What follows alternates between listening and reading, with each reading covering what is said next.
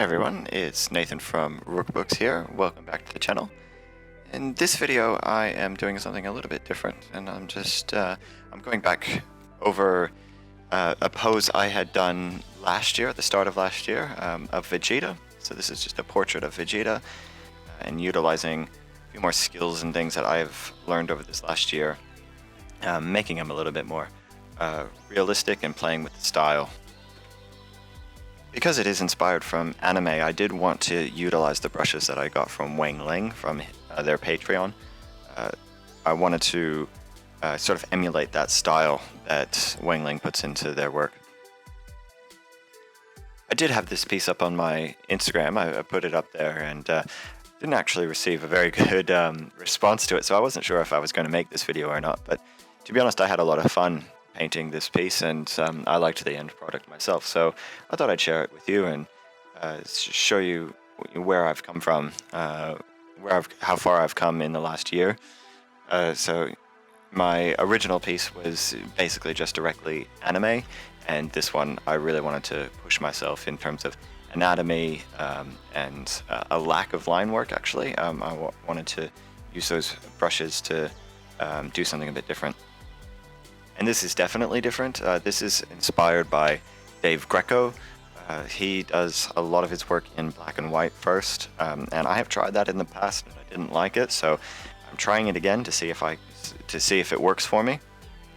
So I used the black and white overlay layers to figure out sort of the lighting, and then knocked it all back, and I'm going over with color. I'm painting directly on top instead of using overlay to get the color in, because I wanted to practice a lot with those new brushes I've got.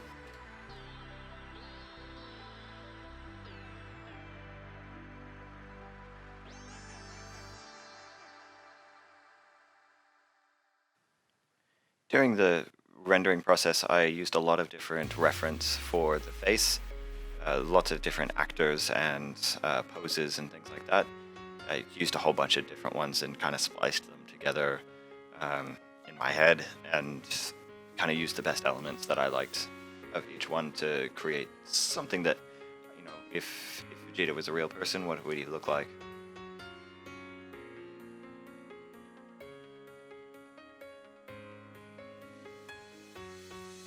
I went with the blue hair because that's what I used in my original piece, but it was also pretty fun to play around with the different colors and see what I could do with him.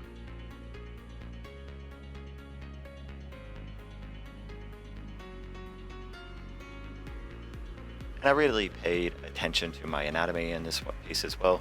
When I went back and looked at the old one, I did see some glaring mistakes in particularly the arms and the foreshortening that I did.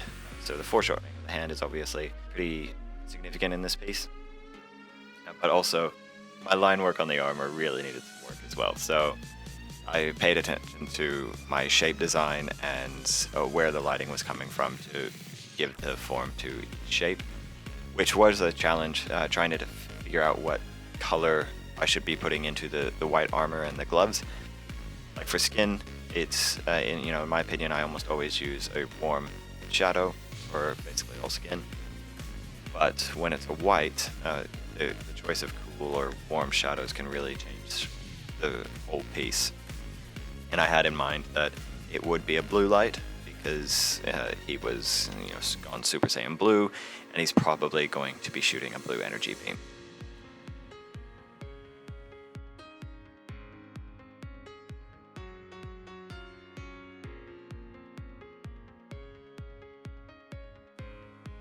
And for the background, I really wanted to emulate that style from Wang Ling, so I was trying not to go into too much detail. I was trying to let the brush strokes do a lot of the work for me.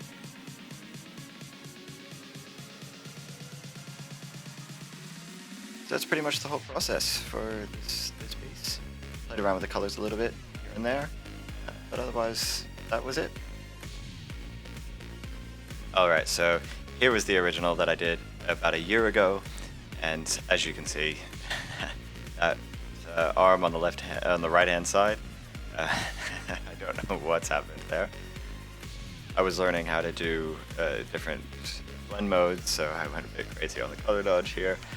But also those shapes on the armor are just, they definitely need work.